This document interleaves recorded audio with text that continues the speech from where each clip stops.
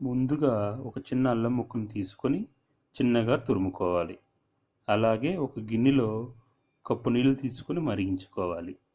మరుగుతున్న ఈ నీటిలో ముందుగా తరిమి ఉంచిన అల్లం వేసుకొని కొంచెం సేపు మరిగించుకోవాలి. మరిగిన ఈ నీటిని కప్పులోకి వడబోసుకోవాలి.